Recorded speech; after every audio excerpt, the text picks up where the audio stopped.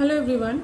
In this video I have explained about the part of Indian Constitution where we have to know. Here we discussed about the path of the Indian Constitution and about the Constituent Assembly. So in this module you all gonna learn about, or you get an idea about how our Indian Constitution came in our country and what was its path towards the making of a good and a very largest that constitution of our country.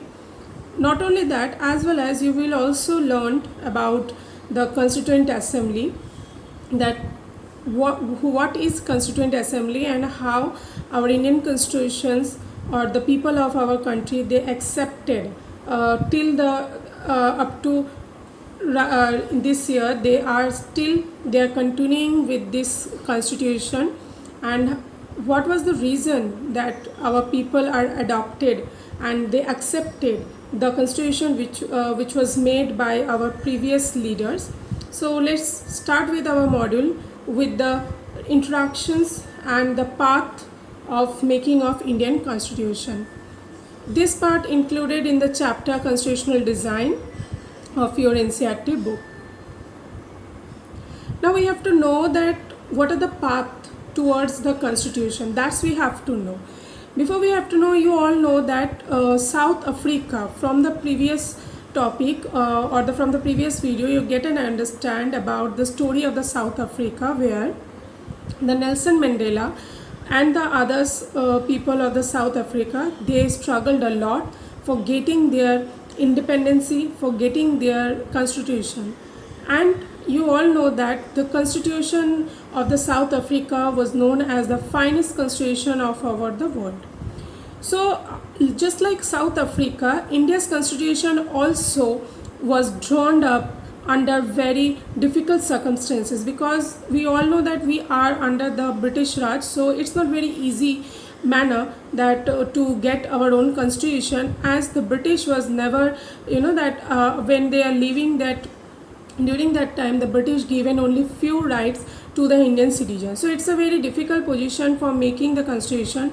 And not only that, for making the constitution for our country, which is very diversified in nature and which is in a huge populated country, so it's also very difficult the difficult challenges, and it's also a very that the important challenge for in front of our government, in front of the leaders, that to make a constitution for that country which is in a very diversified in nature and a very huge populated country. And at that time the people of India, they were emerging from the status of the subject to that of citizen. Means during that time the peoples are very much engaged to get their own identity, as because you all know that there's a that the partition that was happened during that time, when the India divided into two parts. One is the Pakistan and another is our country. So in that manners, where the religious differences, where the religious problems arises, communalism was going on, in that manner it's very difficult for the government to make their own constitution. So we can say that at least 10 lakh people were killed on both the sides during this time of the partition. And it is one of the important problem which we have faced during that time. And the rulers and the British, they had left the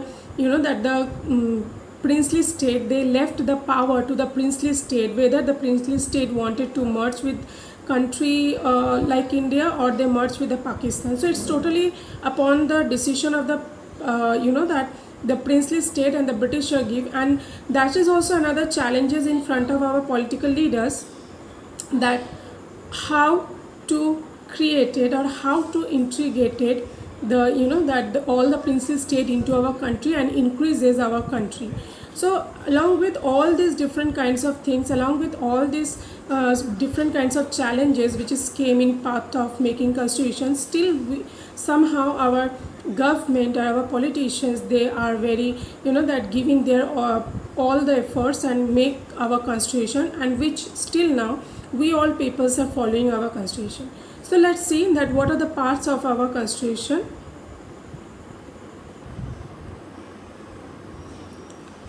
In 1928, Motilal Nehru and others 8 Congress leaders, they drafted a constitution for India. So as far back, if you're going towards the back during the time of the 1928, you can see, we observe that Motilal Nehru and the other 8 Congress ministers, they all gathered together and they tried to draft our constitution for our country.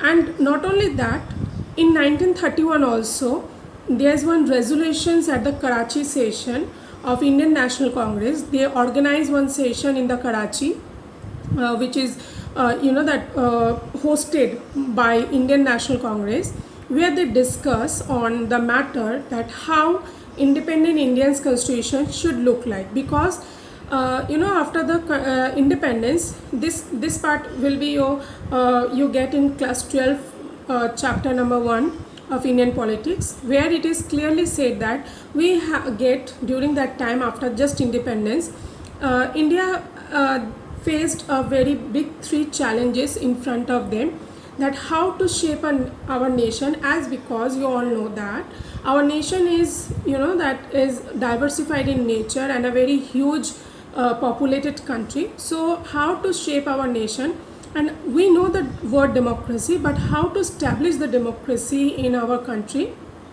And not only that, in our country, most of the people are living below the poverty line. So it's the main challenges in front of the peoples, that how to cope up or how to develop the section which is beyond the backwardness, and how to give the opportunity to them to come to the forward.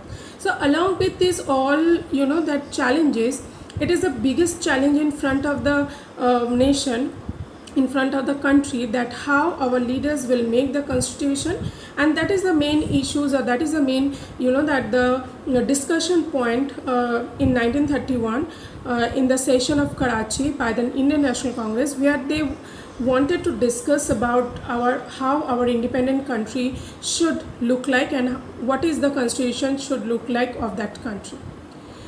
Even during that time, they discuss about the factors which is contributed for making our constitution, because it is very important for them. The thing is that the ideas of French Revolution means how we have to conducted our constitution, where we have to take that the ideas, or we have to take the lessons from the French Revolutions. The practice of parliamentary democracy in Britain, that is also means how the parliamentary, because we are the parliamentary form of government, so how in Britain they are practicing their parliamentary democracy, that we have to learn. Then we have to learn about the different kinds of rights which is using in the USA. And last but not the least, the socialist revolution in Russia. So these are the factors which is very much important, because our leaders, they are taking these factors into for making our constitution, as we need some guidelines on which basis we can make our constitution. And so these are the guidelines by which we borrowed some others' rights, the country's rights, and then we can guide out, then we can drafted our constitution. Both these documents we are committed to use, during the time of 1931, when they are talking about the independent India's constitution should lie. So in that timing, they all are talking about some, some kind of documents. In that document, they basically included some kind of factors which should be in our country. The one is universal adult franchise, because if everyone not getting the that election rights, voting right, then there's no need to establish the democracy. Then they are also talking about thinking about the right to freedom, right to equality, some kind of protection of the rights of the minorities, and along with that, these are the some factors, these are the some areas for which our country's leaders are talking about, and they always try to take care about this one. So for that reason, they try to try to familiar with the political institution of the colonial rule, and they try to develop the areas, where the others country already developed. So we are borrowing some factors from the others country, so that we will get a guideline, get a that outline, so that we can make our own constitutions. and that are the guidelines of talking about taking a lessons of the French Revolution, taking a lesson from the parliamentary form of government which is used on practices in the Britain. Then we have taken a that example of the Bill of Rights of the USA, and as well as we have taken the social welfareness which is involved in the Russia. So these are the parts of the parts of the constitution which is taken care of that timing, so that they will all will do in a proper manner. Now we have to know that during this time also, the Constitutional Assembly, we have to think about the Constitutional Assembly, because after getting the direction, after getting the all kind of that guidelines, now it's come that we should make one assembly, we should make one committee which are taking the responsibilities for making the constitution, and that is a Constitution Assembly. So the drafting of the documents, it's called the Constitution. All the documents which we have for making the rules and regulation, that is known as Constitution. That was done by an assembly, one particular organization or particular that assembly. They are gathered for making that documents, for drafting all the documents which is known as Constitution, and they are elected by the representatives, and these representatives, those who are elected and make an assembly for drafting all the documents, all the rules and regulation in one particular book, or you can say in particular that they are gathering all the things in a particular document which is known as Constitution. This organization, this assembly is known as Constituent Assembly. So Constituent Assembly is nothing but one organization who are responsible for making our Indian Constitution or drafting all the documents. So let's start with our Constituent Assembly, that how they will that created the Constitutional Assembly. So we all know that we get our Constitution come into effect from 26 January 1950. But how it will be came?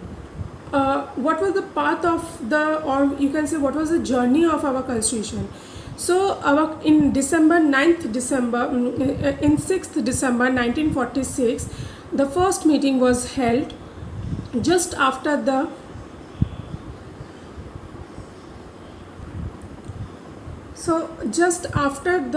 first election of Constituent Assembly, which was held in July 1946. So in July 1946, the first election were held where the Constituent Assembly members was chosen, and after that they arranged the first meeting which was held on 6th December 1946. After that, when there's a you all know that just after the partition of our India and Constitution, the Constituent Assembly was also divided into the Constituent Assembly of India and that of Pakistan. So if you say that during the time of just after before the partition, when the British they wanted to leave our country, during that time we have 399 members who have signed the Constitution. But after the partition of India and Pakistan, the peoples, those who signed under this 399, those who are the members, those who are in that side, they all went to that side, and finally only 299 members are there who genuinely that the Indian members, those who are signed our Constitution. So we are talking here about 299, which is the actual number which we get after the partition. So soon after the partition, partition of Indian and Pakistan, the Constituent Assembly also divided into the Constituent Assembly of India and Constituent Assembly of Pakistan. So those people who already signed into previously in the Constitution, they the members also divided between these two countries' constitution. So finally, in our Indian Constitutional Assembly, we get 299 members, those who are working for our Constitution.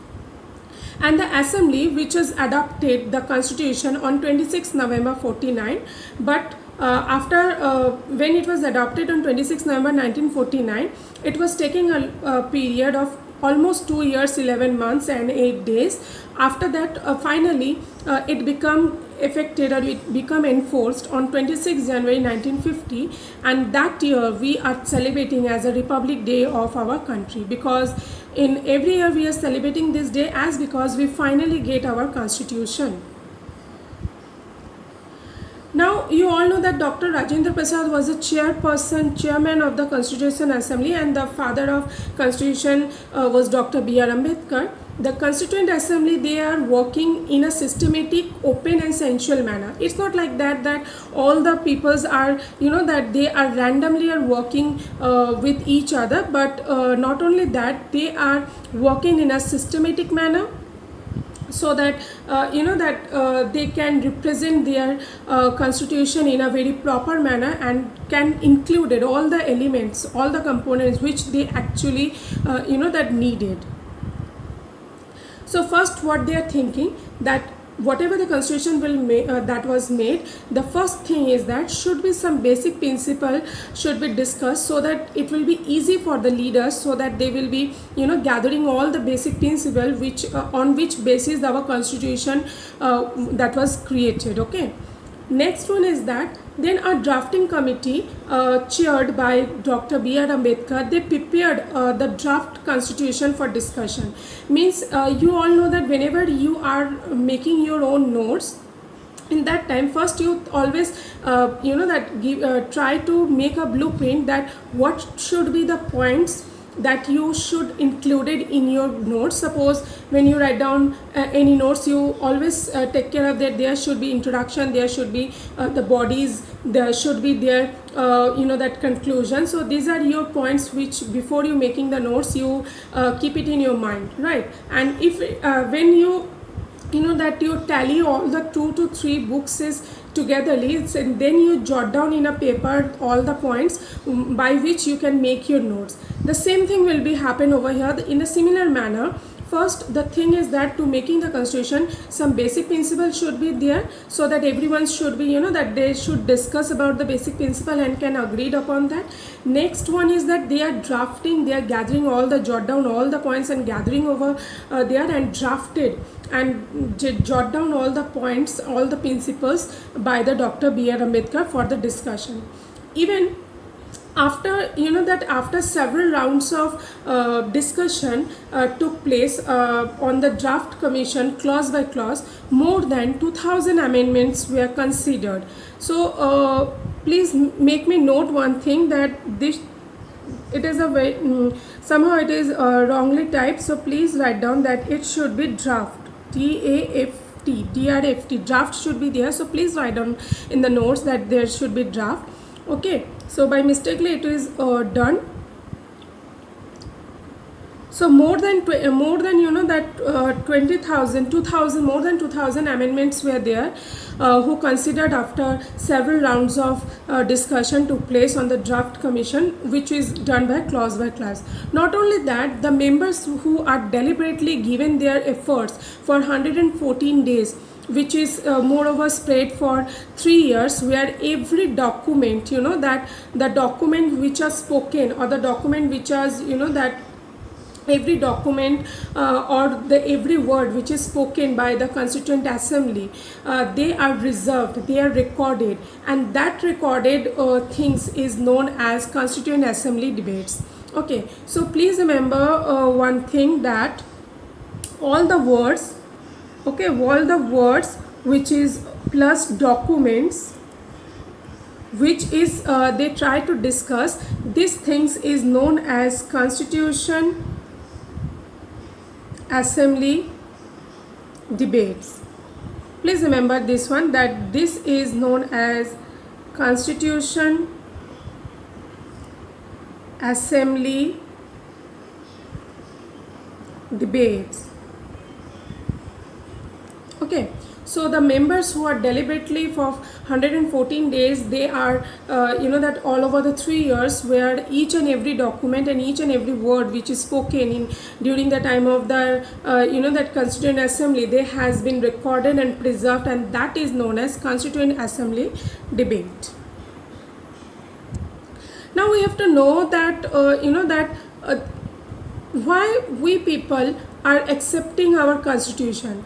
Can you you know that can you imagine this question, that why we people are only following the constitution which is, you know, that given by our leaders? We can also change our constitution. We can also not wanted to follow our constitution. Why should we follow our constitution? So there may be some reasons by which our peoples, they are wholeheartedly accepted, you know, that this kind of reason or this kind of constitution which is made by our constitution. So the question was that why should we accept the constitution which is made by the assembly more than 6 decades ago? Okay, why we are accepting now only? So we have to know the reason. So the first reason is said that the constitution does not reflect the views of its member alone, because our constitution which was made by our leaders, here it is said that one particular people or one particular member are not responsible, or they are not getting all the power. So the members cannot reflected their powers by alone. Everyone are responsible for, you know, that the constitution does not reflect the views of its member alone. Everyone have the right to give its viewpoint, to debate upon the things, to give its point of view, to express your viewpoints, so that everyone can take the advice of that.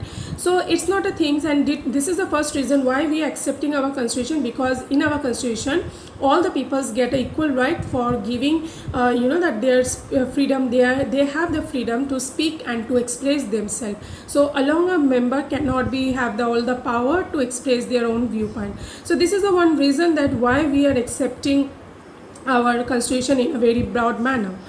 Not only that, you know, that the experience of our constitution is very different. So over the last half of the century, you know, that several groups have questioned some provisions upon our constitution, and many of them are they are, you know, that giving a question, they are raising a question upon our constitution. But there is only a few members or few citizens who are raised the question upon our constitution, but a large number of social groups or political parties, they has never questioned on the legitimacy, on the, you know, that the responsibilities which is taken by our constitution itself. This is an unusual achievement for our Indian constitution. So we cannot say that our constitution are not get questioned or get doubted or blamed by the peoples. That's not a thing. Very few amounts of people, those who are raised their question, those who are put the question mark upon our constitution rules and regulations. But it is also our achievement of our Indian constitution that large portion of our social groups, or, you know, that the political parties, they never asked any question towards the legitimacy, towards the responsible government, towards the accountability of the government. So they are know that our government are somehow are doing the very good things. Okay. Next one is that for accepting our constitution, another reason is that the Constitutional Assembly represent the people of India. You know that during that time there was no universal adult franchise at that time when they are making the constitution. But so the Constitutional Assembly also could not have been chosen directly by all the people. Only you know that some of the peoples are getting the right for that. But you all know that during that time the you know that the peoples, those who have the Constitutional Assembly, was elected mainly by the members of the existing provisional legislature. So after this, you know that the universal adult franchise also still there is a peoples, or you can say there is a you know the system where the peoples get elected from the different cultures, from the different provisions, from the different territorial boundaries of our country. And that is the reason why it's ensured a few fair you know that the geographical sphere of members from all the region of the country. Whenever it is accepted that in previous hand, when that constitution that was drafted, universal adult franchise is not at all you can say is not very much used to in our society. But still accept this one also.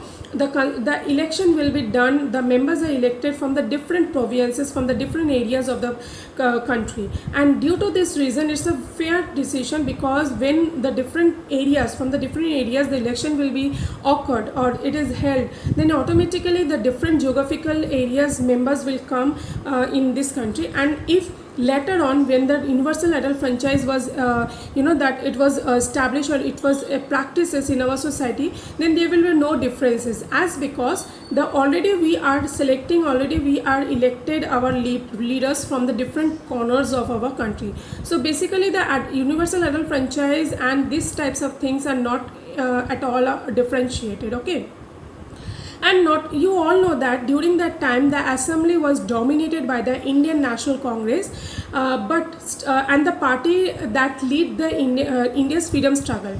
But the Congress itself, it's not a matter that though it's dominated by one country, so our country is a that is a democratic, not a democratic country, but still though the one country is dominated our, or that time one country are leading our the Congress are leading our country, but still we have a democratic government. Why? Because at that time the Congress itself are included in their party from the different variety of political groups and their opinions. They give accepted all the opinions which is came from the different corner of the peoples, or from the different members of the people or the citizen. And for that reason the assembly has many members who did not agree with the Congress, but still if you go towards a seeing or observing the reason towards a social perspective, you can get that the Congress or the assembly who are represented the members from the different language, different groups, different caste, different classes, religions, occupation. So for that reason we can say that still though we are not that not fully are practicing the universal adult franchise, but still we have that system where one particular political party, they are choosing their members from different group, different culture, different classes, different religion, different caste. So automatically we are getting the universal adult franchise in indirect manner. So for that reason we can say the that these are the used to interpret the meaning of the constitution. It enhance the meaning of the constitution.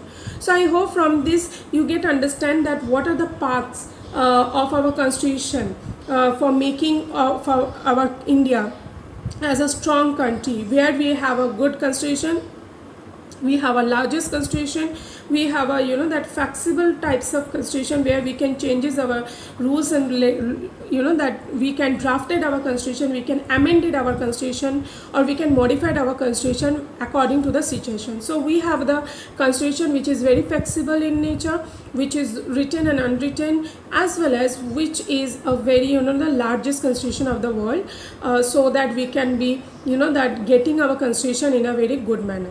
So I hope you all understand about this one. So go through with your NCERT book. In that you get also the different leaders, some of the example given about the leaders who are the members of the Constitutional Assembly in your book. So go through with that so that you can get an idea about who are the members, those who are take part in the Constitutional Assembly. Till that, thank you so much for watching this video, and I hope you all get an idea related to the path or the journey of our Indian Constitution of our country till now.